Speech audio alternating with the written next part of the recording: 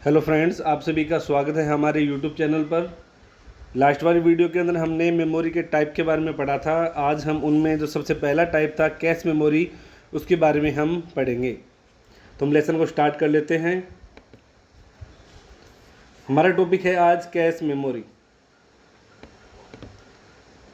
Last वाली video के अंदर मैंने आपको बताया था कि कैश मेमोरी के अंदर वो डाटा सेव किया जाता है सीपीयू के द्वारा जिस डाटा का यूज सीपीयू बार बार करता है। यानी सीपीयू डाटा को मेन मेमोरी से एक्सेस करता है, जबकि मेन मेमोरी से डाटा को एक्सेस करने में टाइम ज़्यादा लगता है।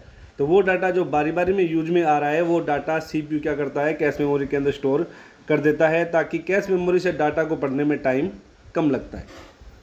तो आज का हमारा टॉपिक है कैश मेमोरी।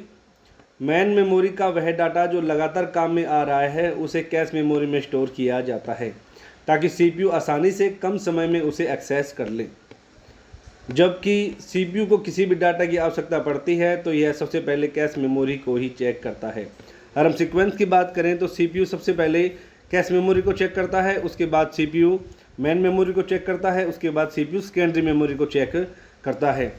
सीपीयू सबसे पहले डाटा को कैश मेमोरी में चेक करेगा। अगर वहाँ पर डाटा उसको नहीं मिलता है तो वह उसको सर्च करने के लिए मेन मेमोरी में जाता है। ये सीक्वेंस होता है, सबसे पहले कैश मेमोरी, उसके बाद मेन मेमोरी, उसके बाद सेकेंडरी मेमोरी।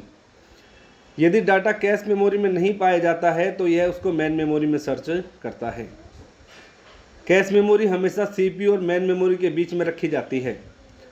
कैश मेमोरी का डायग्राम इस प्रकार से है।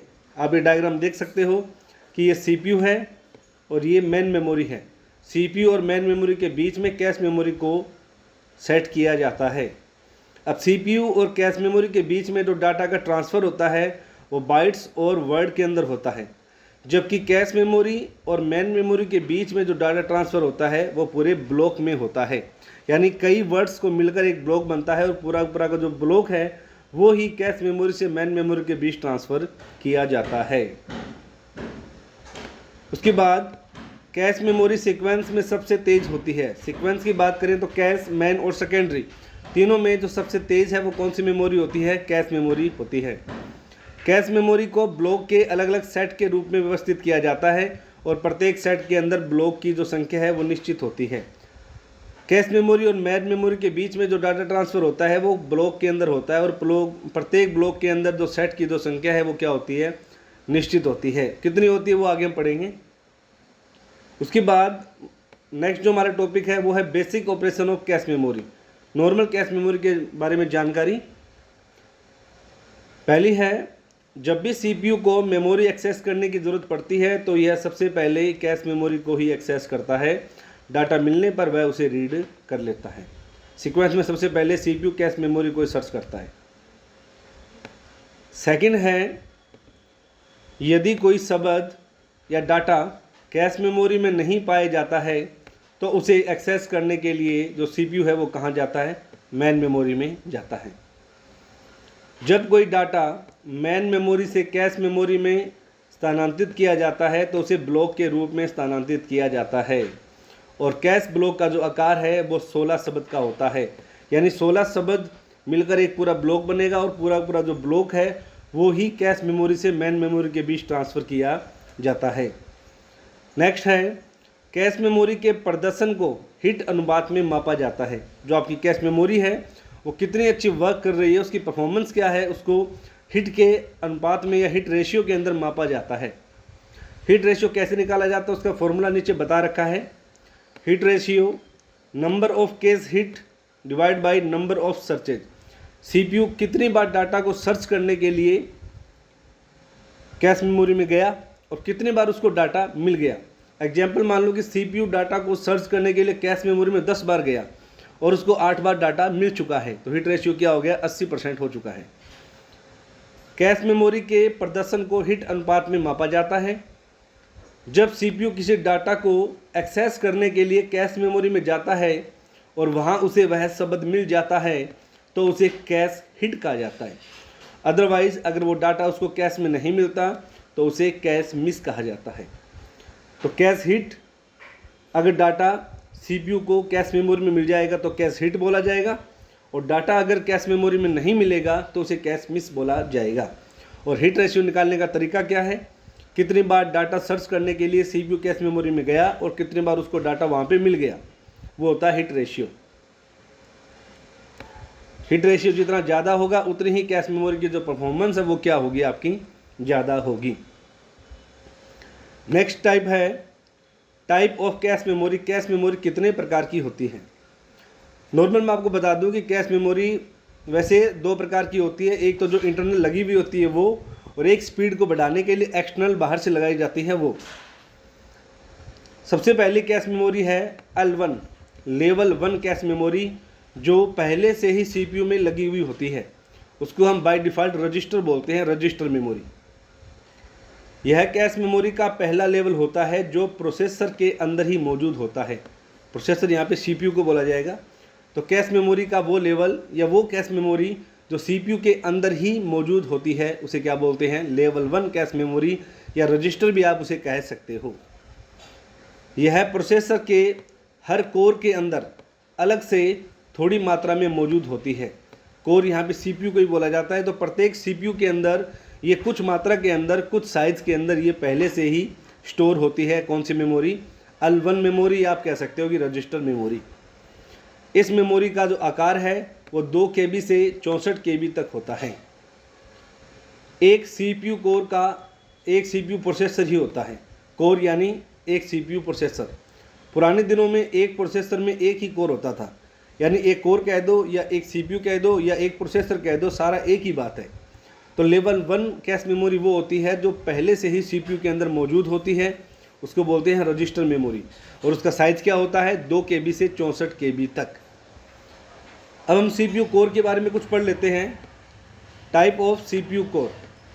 सिंगल कोर प्रोसेसर कौन से होते हैं? ये वो CPU होते हैं जिसमें एक ही CPU लगा होता है। CPU विद 1 कोर, यानी एक CPU एक कोर, वो होता है सिंगल कोर प्रोसेसर। सेकेंड, उसके बाद ड्यूल कोर प्रोसेसर, यानी CPU की स्पीड को बढ़ाने के लिए, उसकी परफॉर्मेंस को बढ़ाने के लिए उन्होंने क्या किया, 2 CPU को मिलाकर एक CPU बना दिया, तो वो हो गया ड्यूल कोर प्रोसेसर। उसके बाद क्वाड कोर प्रोसेसर, 4 कोर को 4 CPU को मिलाकर एक CPU बना, वो हो गया क्वाड कोर प्रोसेसर। फिर हेक्टा कोर प्रोसेसर, इसके अंदर 6 कोर होते हैं, यानी 6 CPU मिलाकर एक CPU बनाया जाता है, उसे बोलते हैं हेक्सा कोर प्रोसेसर। फिर ऑक्टा कोर प्रोसेसर, जिसके अंदर 8 कोर को मिलाकर या 8 CPU को मिलाकर एक CPU बनाया जाता है। ये हो गया कोर के बारे में जानकारी। तो ये थी कैश मेमोरी का पहला प्रकार, लेवल 1 यानी रजिस्टर मेमोरी, जो पहले से ही प्रोसेसर के अंदर मौजूद होती है। साइज़ है 2 KB से 64 KB तक। उसके बाद लेवल 2 कैश मेमोरी। यह कैश मेमोरी का दूसरा लेवल होता है जो प्रोसेसर के अंदर और बाहर मौजूद होता है। लेवल 2 कैश मेमोरी है, ये CPU के अंदर भी मौजूद हो सकती है, या आप इसको एक्सटर्नल बाहर से भी लगा सकते हो। अगर आप इसको बाहर से लगाते हो तो उसे बस की सहायता से CPU के साथ जोड़ा जाएगा। बस आपको पता होगा, यानी जो मल्टी वायर होते हैं, बहुत सारे तार मिलकर एक केबल बनती है, उसे बोलते हैं बस। लेवल 2 कैश मेमोरी, यानी अगर कैश मेमोरी अलग से आप बाहर से लगाओगे तो उसे बस की सहायता से या केबल की सहायता से उसे CPU के साथ जोड़ा जाएगा। यह कैश मेमोरी का दूसरा लेवल होता है जो प्रोसेसर के अंदर या बाहर मौजूद हो सकता है।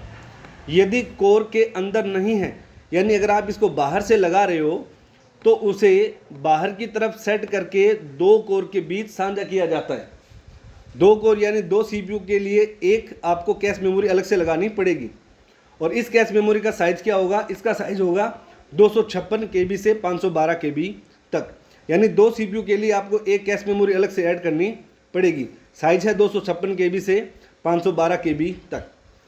कैश मेमोरी का जो तीसरा लेवल होता है वो होता है L3 लेवल 3 कैश मेमोरी। यह कैश मेमोरी का तीसरा लेवल होता है जो प्रोसेसर के बाहर मौजूद होता है। लेवल 3 जो कैश मेमोरी है वो CPU में मौजूद नहीं होती, इसको एक्सटर्नल यानी बाहर से इसको लगाना पड़ेगा, और इसके अंदर जितने भी कोर होंगे वो सभी के सभी कोर इस कैश मेमोरी को आपस में साझा करेंगे, यानी शेयर करेंगे। अगर आप हेक्सा कोर प्रोसेसर का यूज़ कर रहे हो तो जो भी कैश मेमोरी लगाई जाएगी वो 6 CPU के द्वारा आपस में शेयर की जाएगी।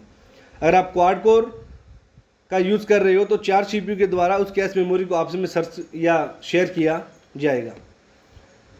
तो लेवल 3 जो कैश मेमोरी होती है वो प्रोसेसर के बाहर ही मौजूद होती है और यह सीपीयू के द्वारा सभी कोर के द्वारा साझा की जाती है। इसका उपयोग लेवल 1 और लेवल 2 के परफॉर्मेंस को बढ़ाने के लिए किया जाता है। और लेवल 3 कैश मेमोरी का साइज है वो क्या होता है, 1 MB से 8 MB तक। ये कैश मेमोरी के 3 टाइप हो गए। इन सभी के अंदर जो पहले से इंस्टॉल है वो लेवल 1, इंटरनल और एक्सटर्नल दोनों हो सकती है वो लेवल 2, और जो एक्सटर्नल होती है वो लेवल 3। L1 कैश मेमोरी का साइज 2 KB से 64 KB तक। लेवल 2 कैश मेमोरी का साइज 256 KB से 512 KB तक। और लेवल 3 कैश मेमोरी का साइज 1 MB से 8 MB तक। ये आपका आज का टॉपिक कंप्लीट हो गया कैश मेमोरी के बारे में, कि कैश मेमोरी क्या होती है और उसके टाइप कितने प्रकार के होते हैं। इसकी जो PDF है वो आपको डिस्क्रिप्शन के अंदर मिल जाएगी, आप वहाँ से इसको डायरेक्ट डाउनलोड कर सकते हो। आई होप आपको ये वीडियो अच्छी लगी होगी। ऐसी और इंटरेस्टिंग वीडियो देखने के लिए आप मेरे चैनल को सब्सक्राइब करें। धन्यवाद।